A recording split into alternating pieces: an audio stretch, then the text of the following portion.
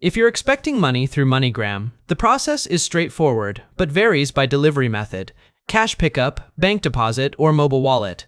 For cash pickup, first, get the 8-digit reference number from the sender, which is on their receipt or confirmation email. Next, locate a MoneyGram agent using their website or app by entering your city or zip code.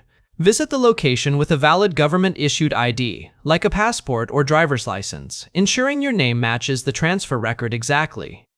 You may also need proof of address in some cases.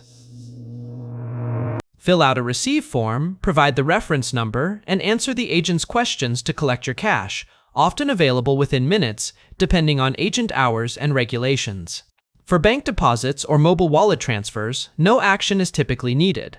Funds land directly in your account, and you'll get a notification or alert. In Nigeria, for example, MoneyGram partners with banks like UBA, Access, and First Bank for direct deposits. Always check with your local agent for specific ID requirements, as they vary by country. For tracking, use MoneyGram's website with the reference number and your last name to confirm the transfer status.